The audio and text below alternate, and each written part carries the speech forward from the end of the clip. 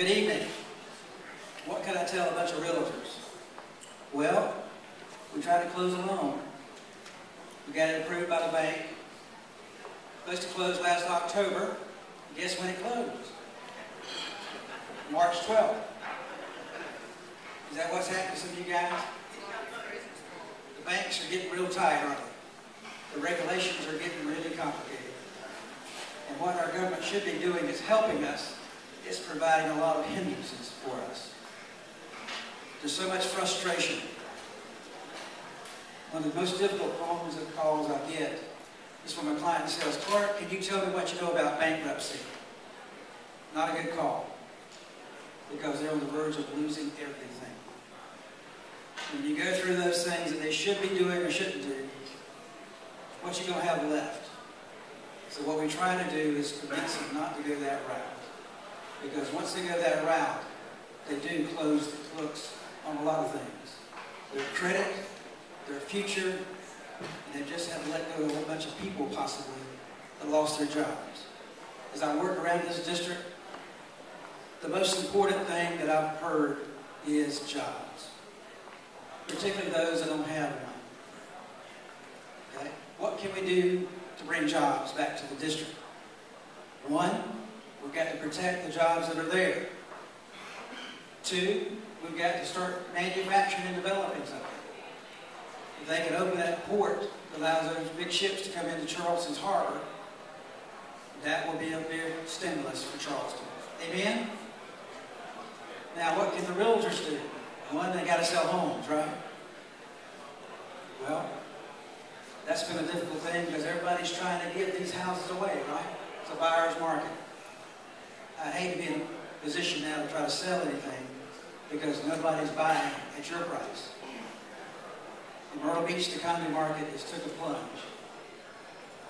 The condo market here, I imagine, is also not doing very well. But as a country, we're in very, very bad shape. If I was a medical doctor, I'd say that we are on the verge of our deathbed. We're in a form of bankruptcy ourselves, but nobody's talking about it. If you had a credit card in your pocket tonight, if it carried an interest rate of 84%, that's where we are as a country.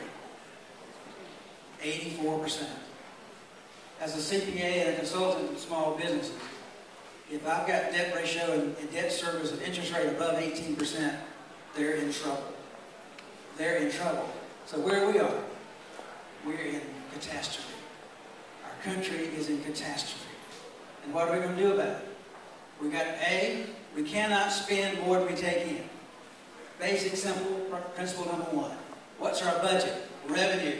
What can we spend is our expenditures and don't exceed our revenue. They haven't learned that simple math in Washington, have they? They have spent money that's going to carry us at least 45 years into the future if we're lucky. Now, how old will you be 45 years from now? So who's going to get that debt? Your children and grandchildren. And that is a travesty. So we've got to send some people up there that knows how to balance some books. As an auditor and a CPA, I know how to do that. And as an auditor, we know how to trace the money. Because now there's a lot of people up there doing some things they should not have done. Okay? So I'm a rookie at this. But there's 9 other rookies on the Republican side, I think, in a way. But I'm glad to see all these folks because that means they care about their country and they're stepping forward. I ask for 3 things for you tonight. 1, I ask you to pray as we travel. Number 2, I encourage you to participate in the process. But whoever you get involved with, get involved. And number 3, help make a difference in your neighborhood. And encourage your fellow neighbors and others to get involved because it's serious stuff.